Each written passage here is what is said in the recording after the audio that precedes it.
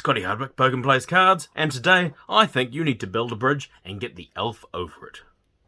Don't forget, if you like this stuff, please hit that subscribe button, whack that bell, click that like. I've started filming in 4K too. Let me know what you think about that. Thank you very much. That Bogan Plays Cards! Alright, so this one was actually quite easy to put together. What was really fun was the fact that I was able to put it all in one take, which, I believe it or not, is not something that generally happens with all of these builds.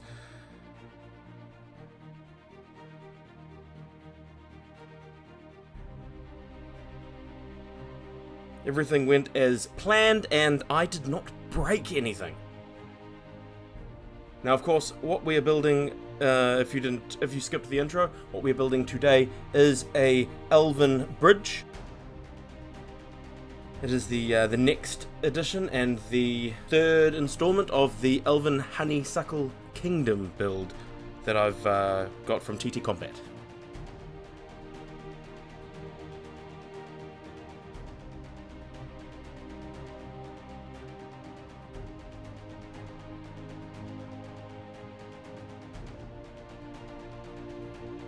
The end result was really cool though. I'm really proud of this particular build. I went a little bit above and beyond when it comes to decorating the final result. Not only did I paint it, I actually went into the garden and I grabbed a bit of natural flocking and things like that. But you'll have to wait till the end to see how that turned out.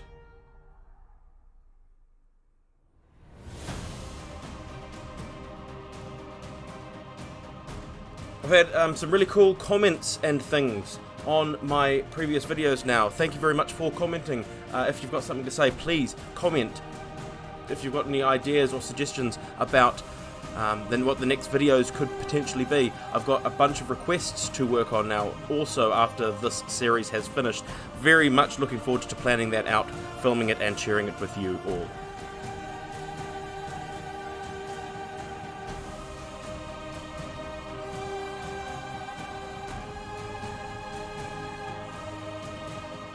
I now have a Facebook and a Twitter page, if you would like to follow those. The Twitter page actually has a whole bunch of off-camera painting builds, miniatures, things like that as well, a little bit of extra stuff. So if you're interested in seeing what I do there, please feel free to follow my Twitter also. That is at Bogan Plays Cards. That would really help with supporting the channel too. Get the social media train running across and helping to share this channel with everybody else. Naturally, I'll also ask you shamelessly to hit that like button and share with your friends too. Hit that bell notification, of course, and subscribe if you like what I am doing.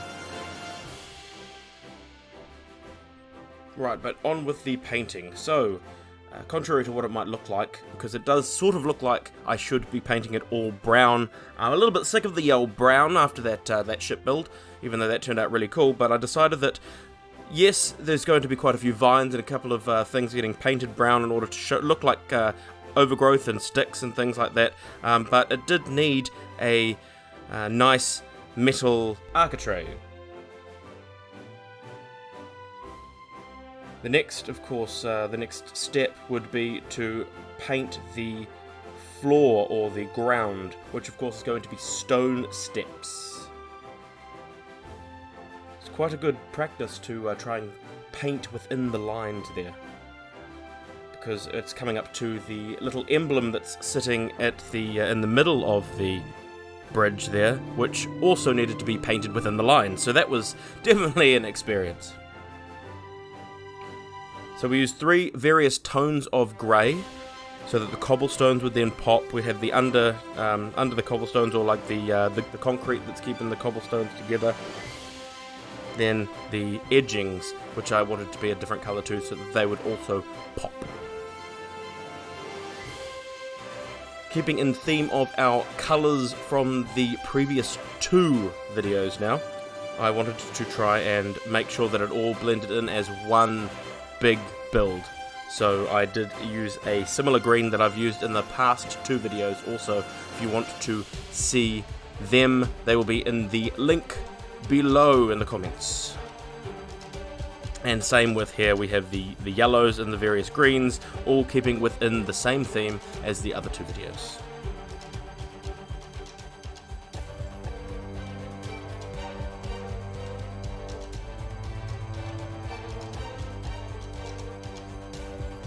I'm not going to lie, this was definitely by far the hardest part of this build when it came to making sure that I could paint within the lines and things like that. But if you're doing something similar to this, do not worry. It is okay to get a little bit off, because you can in turn get a clean brush and you can wipe away the wet paint. Alternatively also, if it's just a little bit outside the line or things like that, you can get a wash like you're seeing right now, and once the wash goes over and it goes within the gaps and things like that, it also helps to take away those little bits where you've put the paint a little bit outside of the line. See, proof that I have a garden, so I went in and I grabbed a whole lot of ivy and I just pulled all the leaves off it and make sure that it was a bit green so that it was still quite pliable, and I was able to wrap it in and out of the different gaps around the balustrades and the top of the bridge. Then I left it out in the sun for a little bit, and I tried to get it to dry in time for this video, but alas, it is still a little bit green, but that's okay. I ended up leaving it out for a couple more days in the sun, and it started to go brown now, and when it goes brown, of course, it goes a little bit harder and less easy to knock out of place and things like that. I also grabbed my all-favourite PVA glue and just gave it a little bit of help so that it would stay in place. But that particular decision of getting some ivy and putting it in there, honestly, I think that must be my favourite part of this whole build. It really brought it to life.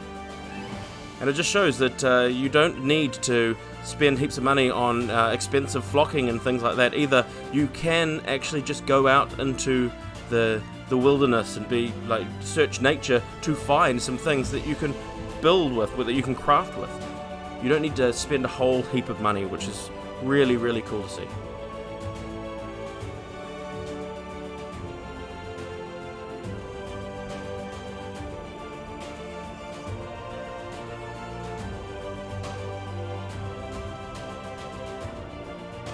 Of course, a little bit of flocking never hurt anyone.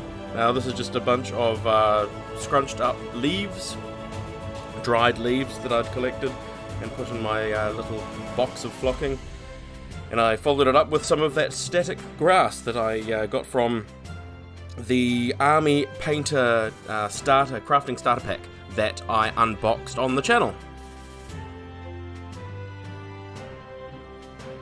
And there we go.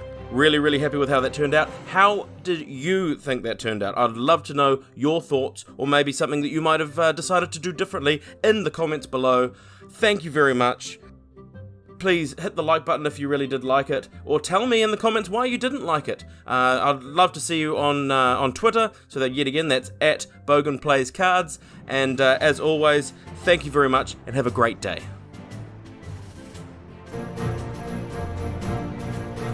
That Bogan Plays Cards!